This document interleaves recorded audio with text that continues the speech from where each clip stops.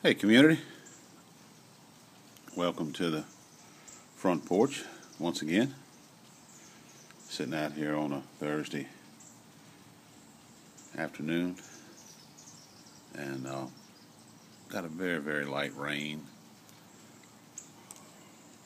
Real nice, kind of cool in the low 70s, and I'm having some MB Navy Flake in my Rick Black bent poker.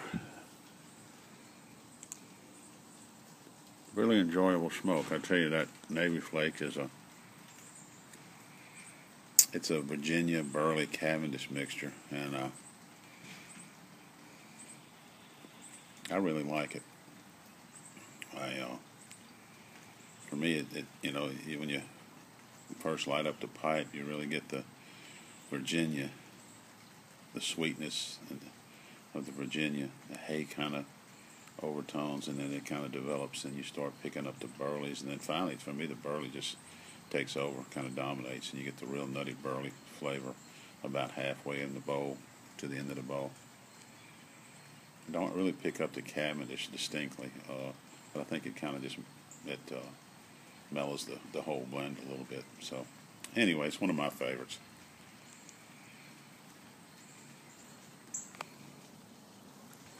We've been had a large amount of rain here lately since the weekend. I was on vacation last week and was at the camp and shot some video and lost it some kind of way. I was really kind of aggravated. I shot some going in to where you kind of go down the gravel road, which is a long way into the camp, and then shot just a little video inside, and then some stuff on the outside. But I guess I'll have to do it again. Came on out Saturday because the river was starting to rise, and I guess it's just one of the things I'll have to contend with that I'm learning about this camp. You get 3 or 4 days of continuous rain, and I don't have a problem with the camp flooding, but the access road going to it floods. So I think I just look on the internet every time I'm going to go or head that way, or just whenever I want to know, and check the river stage, and right there, not far from where my camp is, and it'll tell me where it's at.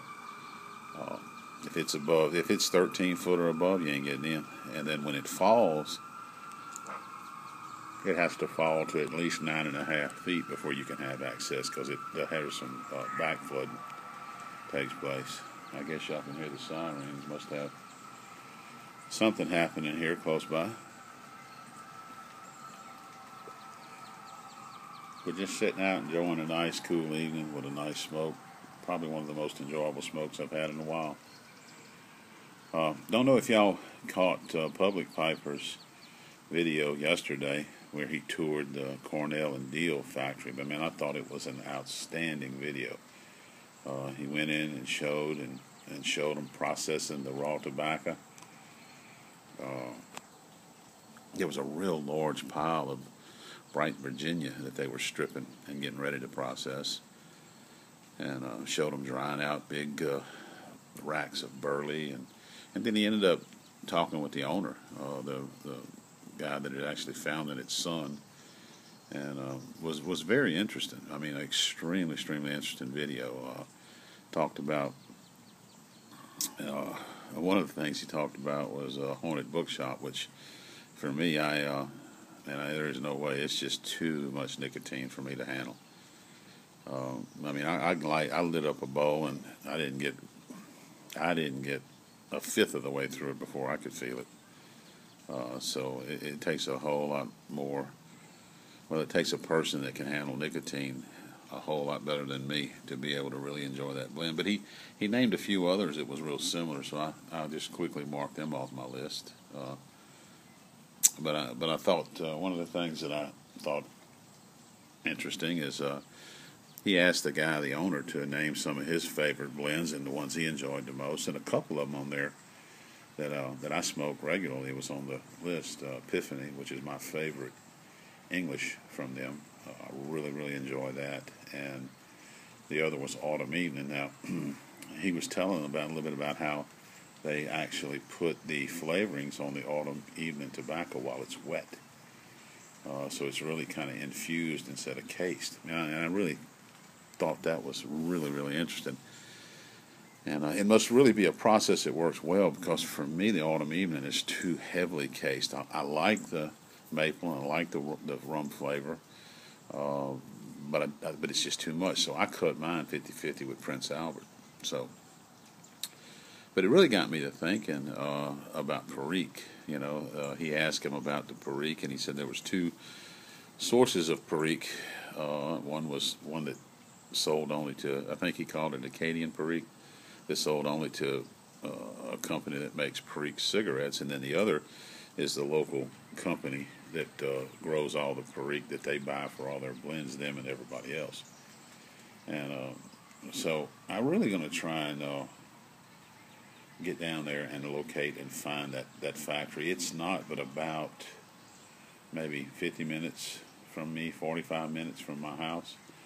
And one of my customers is a refinery down toward Convent, which is where it's located. And it's not far from there. So I'm really going to try and see. First, I'm going to look them up and call them and see if they'll maybe let me do a tour. Because I'd really love to see it. I've seen pictures of it. I've seen some video of it.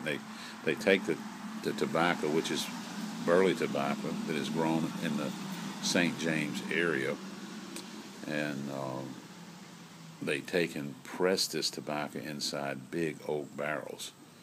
And now that's one of the things they do. I don't know what they put on it or what they do to it, but I know it ferments. But you can see in some of the pictures and some of the video I've seen, just black liquid as they apply this pressure just oozes out of these oak barrels.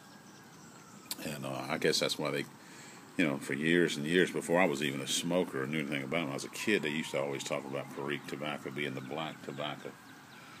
And, for whatever process. But the lore is that this tobacco was developed by the Indians. And the way they would press it was between logs and press this tobacco. And that's how, the idea of Perique came about. And I'd really like to ask the owners of the factory there, about that, and see how much of that is true, and maybe where they, as much as they'll tell you, what the process was and how it was developed, and certain, just to get as much information. So I'm going to put that on my list of things to do. I'm going to really try to get down to that Perique tobacco factory. Like I said, it's not but about 50 minutes from me at the most. It's just south of Convent, which is just south of Donaldsonville, Louisiana. It's on the east side of the river. So I'm gonna, like I said, if I can get access to it, I'm gonna go down and do some filming if they'll let me film, and then I'll do a video. So, but just hadn't done anything recently. Just thought I'd come and do a little update and share that with you, and really tell you, if you hadn't seen that video about Public Piper, about that C&D visit, it's well worth your time to go and take a look at that. Very, very excellent video, very, very informative. So, folks, until next time, everybody just get your favorite pipe and load you up one of your favorite blends and get her packed real good, light her up, keep her lit, and keep her smoking.